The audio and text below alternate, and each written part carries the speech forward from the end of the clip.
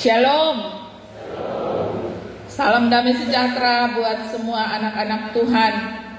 Kekasih Tuhan sekalian, kita mulai memasuki minggu pertama bulan November, dan di bulan ini ditetapkan sebagai bulan lingkungan hidup, di mana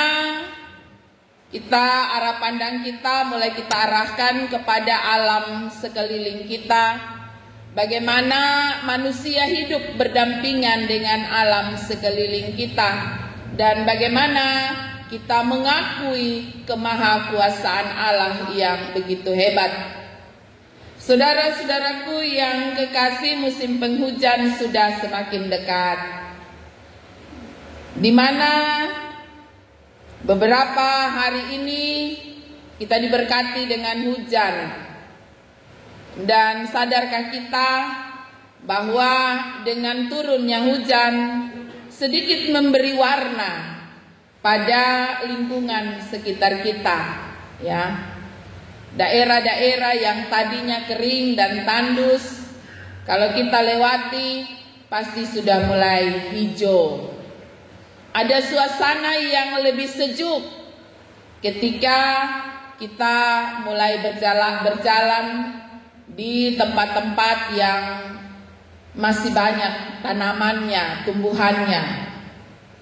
Hari ini di minggu pertama bulan lingkungan hidup, firman Tuhan mendatangi kita, mengajak saya dan saudara untuk melihat Allah sebagai Allah sang pemelihara, Allah yang tidak pernah berhenti bekerja, Allah yang senantiasa memberkati kita dengan begitu limpahnya. Pemazmur mengajak saya dan saudara, pembaca kitab Mazmur ini, untuk marilah kita memuji Tuhan. Pujian kepada Tuhan menjadi sesuatu yang penting, bahkan menjadi sesuatu yang wajib untuk dilakukan oleh setiap umat Tuhan. Ayat yang pertama dari Mazmur ini, ayat 1, ayat 7, dan ayatnya yang ke-12 merupakan himbauan, harapan, kerinduan dari pemazmur untuk mengajak semua orang dan menyatakan kepada semua orang agar tetaplah memuji Tuhan di dalam hidupmu. Di ayat yang pertama dia bilang, bermazmur bagi Allah kita itu baik, bahkan indah, dan layaklah memuji-muji. Di ayat yang ke-7 dia bilang, bernyanyilah bagi Tuhan dengan nyanyian syukur, bermazmurlah bagi Allah kita dengan kecapi. Dan di ayat yang ke-12 dia bilang, megahkanlah Tuhan hai Yerusalem, pujilah Allahmu hai Sion. Saudara-saudaraku yang kekasih dalam kasih Tuhan kita Yesus Kristus, apa yang ada dalam benak atau pikiran kita ketika orang mengajak kita mari batompi ibadah? Kira-kira apa yang ada dalam pikiran kita?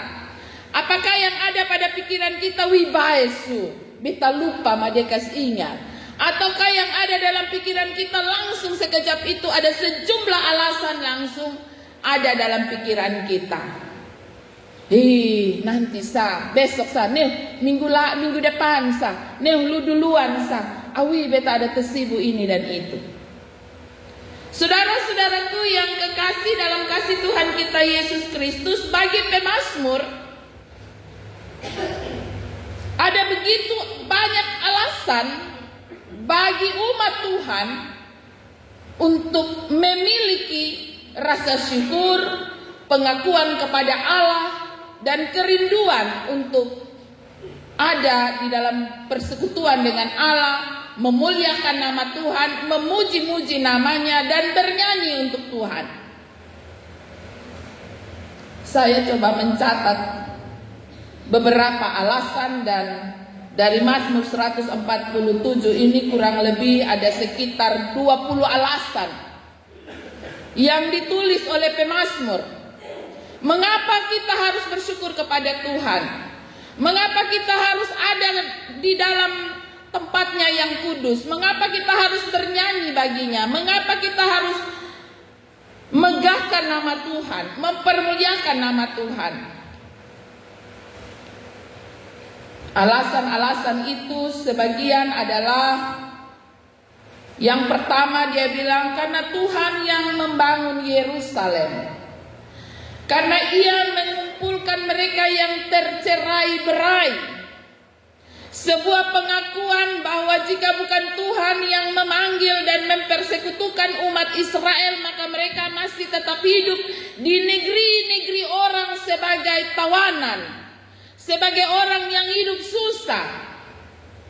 Tetapi karena Tuhan, maka umat Israel dipanggil dan dihimpun. Mereka yang tercerai-berai dipanggil dan dikumpulkan. Karena Tuhan menyembuhkan orang yang patah hati. Karena Tuhan membalut luka. Karena pada Tuhan ada kebijaksanaan yang tak terhingga. Karena pada Tuhan ada berlimpah kekuatan. Menegakkan orang yang tertindas, merendahkan orang fasik. Tuhan menyediakan hujan, menumbuhkan tanaman, memberi makanan bagi makhluk hidup, menjadi pelindung di pintu gerbang, memberkati keturunan-keturunan kita, memberikan kesejahteraan, mengenyangkan dengan makanan, dan begitu banyak hal. Dia menyebut satu persatu, dan setiap kali dia menyebut hal-hal ini, dia bilang mari kita memuji namanya. Karena mempermuliakan nama Tuhan itu sesuatu yang indah, sesuatu yang baik, dan sesuatu yang layak, atau bahasa Indonesia bilang yang mesti dilakukan oleh setiap umat Tuhan. Itu berarti ada banyak sekali alasan yang bisa kita jadikan sebagai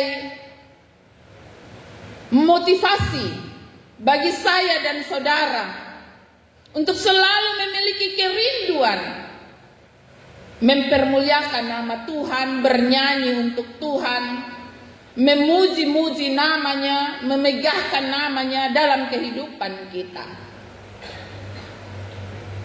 Kita juga bisa memiliki dan mencatat sejumlah alasan sebagai motivasi kenapa hari ini jam 6 pagi ketika banyak orang masih senang tertidur di tempat tidurnya, tetapi ada anak-anak Tuhan yang merasa aduh beta harus pergi gereja, beta harus berdoa, beta harus berkumpul. Kita bisa menulis itu sebagai sesuatu yang memberi motivasi bagi kita. Mungkin ada banyak alasan yang bisa saya miliki dan yang tidak dimiliki oleh orang lain. Tetapi ketika kita ada di dalam satu kesempatan, mengambil satu waktu khusus untuk ada dalam satu kesempatan khusus berbicara dengan Tuhan, mempermuliakan namanya dan menaikkan syukur kepadanya, maka kita sedang memuji Tuhan. Kita sedang mengakui bahwa Tuhan, semua ini karena Engkau. Terima kasih Tuhan. Jika saya bangun pagi dan saya masih berjumpa dengan orang-orang yang saya cintai, orang-orang yang saya kasih, terima kasih Tuhan. Bahwa itu bukan karena kuat dan hebat saya, tetapi karena Tuhan. Atau masih banyak hal lagi yang bisa kita buat sebagai alasan, sehingga kita setiap hari dan setiap waktu memiliki motivasi, memiliki semangat, memiliki kerinduan untuk selalu punya waktu memuji Tuhan dalam hidup kita. Saudara-saudaraku yang kekasih dalam kasih Tuhan kita Yesus Kristus, mengucap syukur dengan setia hanya kepada Allah dengan menaikkan segala hormat dan pujian adalah sesuatu yang mesti dimiliki oleh setiap pribadi yang takut Tuhan. Ayat 11 dalam bacaan kita mengatakan, Tuhan senang kepada orang-orang yang takut akan Dia, kepada orang-orang yang berharap pada kasih setia-Nya. Saudara-saudaraku yang kekasih, bagian ini mau mengatakan kepada saya dan saudara bahwa dalam diri kita mestinya ada pengakuan bahwa hanya Tuhanlah yang masih memampukan saya dan saudara ada dan hidup sampai hari ini. Sehingga kita memiliki rasa hormat dan takut kepada Tuhan. Dan kita memberi diri kita bergantung kepada Tuhan sepenuhnya. Bukan Tuhan menjadi alternatif terakhir. Ya. Saudara-saudaraku yang kekasih, di masa kemajuan teknologi yang semakin hari semakin canggih, terkadang Tuhan menjadi pilihan terakhir. Ketika kita sudah mencoba 1, 2, 3, dan 4, maka Tuhan menjadi rencana cadangan. Tuhan menjadi sesuatu yang ban laseres. Kalau memang betul-betul susun bisa jalan lai, suka toa, baru batong ingat Tuhan. Ya. Saudara-saudaraku yang kekasih dalam kasih Tuhan kita Yesus Kristus, bacaan ini menunjukkan kepada kita ada beberapa hal-hal yang tidak kita bisa pahami, kita tidak bisa mengerti, tapi itulah yang dilakukan oleh Tuhan dalam hidup ini. Di ayat yang ke-9 dia bilang bahwa ada anak-anak burung gagak yang memanggil-manggil dan Tuhan memberikan makanan. Ia juga menyebutkan beberapa binatang yang tidak bisa menyiapkan makanan sendiri, tapi Tuhan menyediakannya. Ada salju yang turun seperti bulu domba. Tuhan mengamburkan embun beku seperti abu. Begitu banyak fenomena alam yang tidak bisa kita pahami, tapi Tuhan melakukannya. Semua itu hanyalah untuk membuat umat Tuhan paham dan mengerti bahwa saya dan saudara punya keterbatasan dalam diri kita. Tapi seringkali kehidupan kita membuat kita menjadi angkuh dan sombong. Dan kita menganggap kita adalah manusia superpower yang bisa melakukan segala sesuatu tanpa Tuhan. Kekasih Tuhan sekalian, pemazmur senantiasa berseru kepada Tuhan karena ia memiliki hubungan yang intim dengan Tuhan. Ia memiliki relasi yang baik dengan Tuhan. Daud dalam segala kondisinya, ketika ia ada dalam kemegahan, kekayaan, dan kekuasaannya, ia tetap mengakui Tuhan satu-satunya pelindungnya. Ketika ia ada dalam kejaran musuh yang ingin membunuhnya, ia berlari dari satu tempat persembunyian ke tempat persembunyian yang lain. Di sana pun ia mengakui. Mazmur 121 dia bilang, siapakah penolongku? Penolongku ialah Tuhan, pencipta langit dan bumi. Pengakuan demi pengakuan di dalam hidupnya membuat ia semakin hari semakin dekat kepada Tuhan dan bergantung kepada Tuhan. Dan karena itu ketika sekali waktu dia jatuh di dalam pencobaan, dan ketika Tuhan menegurnya, ia langsung sadar. Ya, orang Kupang bilang dia taedek memang. Ya, dia langsung sadar bahwa ia sempat melupakan Tuhan ketika ia jatuh di dalam dosa. Dan ia menerima segala konsekuensi yang ia lakukan dengan berpaling dari Tuhan. Karena itu pemazmur Daud mengatakan bahwa dalam keadaan terdesak sekalipun ia tidak mau lagi melupakan Tuhan, melainkan ia selalu datang kepada Tuhan, menyampaikan apa saja yang ia alami, karena ia tahu Tuhan tidak pernah terlelap dan tidak pernah tertidur. Saudara-saudaraku yang kekasih, Daud terus menguatkan kepercayaannya kepada Tuhan, dan ia tidak mau dikalahkan oleh keadaan. Karena itu ia terus memaksa jiwanya untuk terus berharap kepada Tuhan.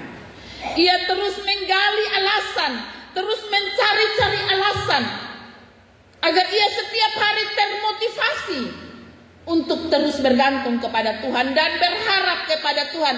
Seperti burung gagak yang tidak punya lumbung, tetapi terus berharap kepada Tuhan, dan Tuhan menghidupkan mereka. Ia memberi begitu banyak contoh yang mustahil dan menjadi mungkin. Setiap hari, setiap waktu dia coba untuk cari. Dia lihat apa sih yang menjadi alasan bagi saya untuk terus termotivasi untuk dekat dengan Tuhan. Karena itu dia menuliskan sejumlah alasan ini. Saudara-saudaraku yang kekasih, pertanyaannya bagaimana dengan saya dan saudara? Alasan-alasan apa yang kita bisa dapatkan di dalam perjalanan siarah iman kita? Carilah alasan yang membuat kita termotivasi untuk selalu punya waktu, selalu memiliki kerinduan, datang dan memuji Tuhan sebagai Allah yang memelihara hidup kita. Jangan sebaliknya, kita mencari-cari alasan untuk semakin hari semakin jauh dari Tuhan. Saudara-saudaraku yang kekasih, dalam keadaan sulit, masihkah kita berharap kepada Tuhan ataukah kita mengandalkan kekuatan kita sendiri?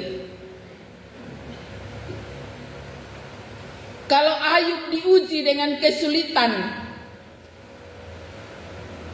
dan kematian, mungkin saja kita memiliki ujian yang berbeda. Bahkan ada ahli yang mengatakan bahwa manusia itu untuk menguji dia semakin berharap dan bergantung kepada Tuhan bukan dengan kemiskinan, tapi justru dengan kekuasaan, dengan kekayaan, dan sejumlah hal yang luar biasa. Coba taruh di dalam hidupnya. Apakah dia masih berharap dan bergantung kepada Tuhan atau tidak? Saudara-saudaraku yang kekasih dalam kasih Tuhan kita Yesus Kristus, Mazmur 147 memperkenalkan Tuhan kepada kita. Standar yang ditetapkan sangat tinggi, dan satu-satunya hal yang pantas yang dapat kita lakukan ialah bersujud dan menyembah. Alasan-alasan yang diberikan kepada kita membuat kita tidak lagi bisa memiliki alasan lain untuk menjauh dan membelakangi Tuhan. Bacaan Mazmur 147 menyampaikan kepada saya tentang penyertaan dan pemeliharaan Allah yang begitu komplit. Ia tidak saja memelihara dan menyertai anak-anak manusia, tapi semua makhluk hidup bergantung pada pemeliharaan Tuhan. Karena itu, dengan sejumlah alasan ini, marilah pemazmur mengajak saya dan saudara sebagaimana apa yang ia sampaikan pada ayatnya yang pertama. Sungguh bermazmur bagi Allah itu baik, bahkan indah. Sungguh bernyanyilah bagi Tuhan dengan nyanyian syukur. Bermazmurlah bagi Allah kita dengan kecapi. Saudara-saudaraku yang kekasih, Allah yang begitu setia, bahkan Allah yang memperhatikan hal-hal yang terkecil sekalipun dalam hidup kita, menjadi Allah tempat kita berharap dari waktu ke waktu. Jika hari kemarin sampai hari ini kita masih dengan sombongnya memukul dada kita dan mengatakan saya bisa, saya mampu, saya kuat, saya hebat. Hari ini di minggu pertama bulan November saya dan saudara diingatkan bahwa Allah kita adalah satu-satunya Allah yang bisa memelihara hidup kita, yang bisa menolong kita, yang akan terus menuntun kita dalam siarah iman kita. Karena itu tetaplah berharap kepadanya, tetaplah bersandar kepadanya, dan jadikanlah Ia sebagai Allah, tempat kita menaikkan segala pujian, hormat dan kemuliaan. Sehingga kita dari waktu ke waktu mampu melihat kebesaran Tuhan dalam perjalanan hidup ini. Tuhan Yesus memberkati firman-Nya. Tuhan Yesus menolong saya dan saudara. Tuhan Yesus yang akan memampukan saya dan saudara untuk terus beriman dan percaya kepada Allah. Amin.